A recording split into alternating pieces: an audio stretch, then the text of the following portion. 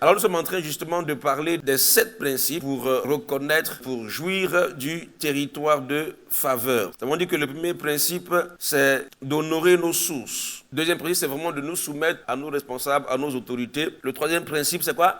La fidélité dans le service. Et le quatrième sur lequel nous sommes, c'est de savoir célébrer le succès des autres. Dis à ton voisin, célèbre le succès des autres. C'est un principe déterminant. Je vous l'ai dit le dimanche dernier, en vérité, ce que tu acclames, tu l'attires. Quand quelqu'un est dans un domaine, il faut acclamer ce qu'il fait. C'est-à-dire, dans ton cœur, il faut te réjouir pour lui. Quand tu es content pour lui, tu attires ça dans ta vie. Quand il voulait retrouver le territoire de faveur, quand il voulait l'approbation, quand il voulait l'épanouissement, mais les sentiments étaient dans son cœur, l'ont disqualifié. Quand il est venu faire son offrande à Dieu, il voulait que Dieu l'approuve. Et quand il a été le premier à faire son offrande au Seigneur, Abel est venu par la suite. Mais la Bible dit que Dieu n'a pas approuvé ni Caïn, ni son offrande. Mais par contre, il a approuvé l'offrande d'Abel. Il a approuvé Abel lui-même. Parce qu'effectivement, tout n'est pas d'offrir. Il y a aussi la manière. Dans Matthieu chapitre 15, je crois le verset 8, la Bible dit « Ils m'honorent du bout des lèvres, mais leur cœur est fort éloigné de moi. » Donc Dieu lui dit, si tu agis bien, tu vas relever ton visage. Il dit, le péché est couché à ta porte et ses désirs se portent vers toi. Mais toi, domine sur lui. Et Caïn, il n'a pas veillé sur son cœur. Donc Dieu dit à Caïn, il dit, tu seras errant. Tu vas vagabonder. C'est-à-dire que tu ne vas plus te stabiliser. Et la terre va plus te donner ses fruits. Pourquoi? Parce qu'il a éprouvé de la jalousie. Dans son cœur, il y avait l'envie. Frère, Abel était son petit frère. Mais quand l'envie est dans son corps et qu'il ne traite pas avec cette envie, il va laisser l'envie faire, c'est-à-dire grandir. Et cette envie va l'amener à faire des choses qu'il n'aurait jamais pensé faire.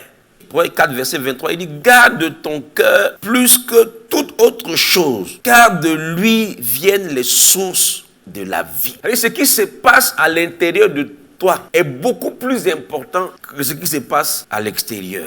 Donc Jésus dit au verset 3, il dit, pourquoi vois-tu la paille qui est dans l'œil de ton frère et n'aperçois-tu pas la poudre qui est dans le tien? Ou comment peux-tu dire à ton frère, laisse-moi ôter une paille de ton œil, toi qui as une poudre dans le tien? Hypocrite, ôte premièrement la poudre de ton œil, et alors tu verras comment ôter la paille de ton frère. Entre une paille et puis une poudre, qu'est-ce qui est plus gros? C'est la poudre. Et ça, Jésus parle à tout le monde. Ce qui se passe en nous, c'est ça qui est le plus gros. C'est pas ce qui se passe dans l'autre. En général, quand quelqu'un se fâche, il ne se fâche pas. Il dit, mais pasteur, il me fâche. Pourquoi? Parce qu'il m'a provoqué. Quelqu'un qui se fâche sans qu'on le provoque, on doit l'amener à Bégerville. Je ne sais pas si tu comprends. Je dis non, pasteur, mais c'est parce qu'il m'a provoqué, il me dit fâché. Voilà. Toi, il faut voir. Est-ce qu'on peut faire ça? Adama. Jésus dit que le fait que tu sois en colère, là, c'est pour toi quoi? Une poutre. Et ce qu'il a fait qui t'a mis en colère, c'est la paille. Si tu réussis à enlever la poutre, tu sauras comment traiter la paille qui est dans l'œil de ton frère. C'est pourquoi tu dois veiller à ne pas laisser émerger des sentiments tels que les ennemis internes, la jalousie, l'envie, la concurrence. Tu es en compétition. Quand on t'a dit, lui, il a fait... C'est-à-dire, il y a ces réflexes. Au lieu de dire, ouais, il a fait ça, moi, c'est bien. Tu avais dit, ouais, il a fait ça, mais moi aussi, j'ai fait ça. Et Nathalie, même si tu ne parles pas, mais dans ton cœur, tu dis, moi aussi, j'ai fait ça. Il est parti en Arabie Saoudite. Moi, je suis allé à Koweït, ici, à Yopougon, en Koweït. Tu n'es pas en concurrence avec quelqu'un. Donc, la jalousie, c'est le chagrin mêlé de colère qui nous rend envieux. Car on voit d'autres personnes posséder des choses dont on est soi-même privé. C'est-à-dire quand tu vois quelqu'un qui a quelque chose là, c'est comme ça quand on voit le frère qui va se marier, il y a un sentiment, c'est comme si tu es fâché en même temps, qui fait que tu envies sa position.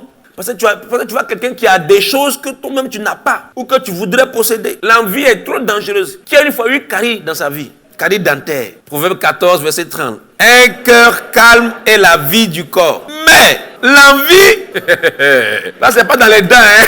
Une personne qui est envieuse là, c'est comme si elle a carie dans ses os. C'est-à-dire, elle va souffrir dans son être. Quand tu envies quelqu'un, toi ce que tu as, tu souffres pour rien. C'est-à-dire, on fait poser les maris dansent. Mais toi, tu ne danses pas. C'est-à-dire, même si tes pieds dansent là, ton cœur ne danse pas. Et jusqu'à quand vous faisiez, je mets moi. C'est pourquoi, frère, célébrer le succès des autres, en fait, c'est un médicament. C'est une thérapie. Là, quand ils voient que les éléments commencent à monter, non, comment? Ils volent le moteur qui a mis dans le coco. Oh, le vrai leadership, le vrai leader dit, il est avantageux pour vous que je m'en aille. Le vrai leader dit, ce que je fais, tu vas faire la même chose. Et il ne cache pas. Il faut amener tes fils, il faut amener tes collaborateurs, il faut amener tes éléments à être plus grands que toi. Et il faut savoir que parfois, Dieu élèvera des gens avant vous, avant de vous élever vous-même. Ce que tu critiques, tu dis non, s'il a fait comme ça, c'est parce que, sans te rendre compte, tu es en train de dire que Dieu ne peut pas faire ça. Mais si Dieu ne peut pas faire ça pour lui, il ne va pas le faire pour toi non plus. Il faut savoir que Dieu gère ta vie. Donc même quand les gens sont venus, ils ont pris Joseph et puis ils l'ont vendu. Même la vente de Joseph va concourir au bien de Joseph. Donc ta vie est dans les mains du Seigneur. Tant que tu es dans ses mains, peu importe ce qui arrivera, peu importe la tournure des événements, peu importe la tournure des circonstances, ton Dieu veille sur ta vie. Et il faudra conclure toutes choses au bien de ceux qui aiment Dieu. Psaume 84, verset 5, il dit, heureux ceux qui placent en toi, en parlant de Dieu, heureux ceux qui placent en toi leur appui. Ils trouvent dans leur cœur, quoi?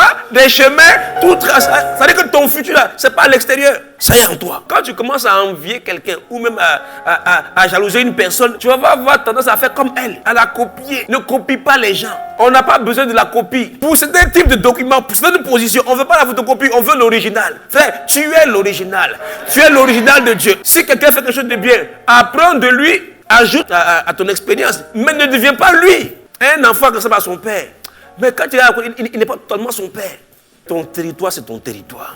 On ne peut pas prendre ce qui est à toi. Ce que ton Dieu t'a réservé, c'est à toi, c'est à toi. Quand Dieu a planifié les choses là, dans la terre promise là, le territoire de chaque tribu était réservé à chaque tribu. Dieu gère ta vie, il gère ta vie. Fais-lui confiance, il gère ta vie.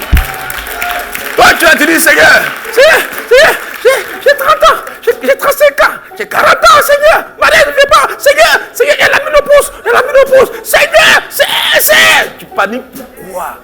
Tu te rends compte.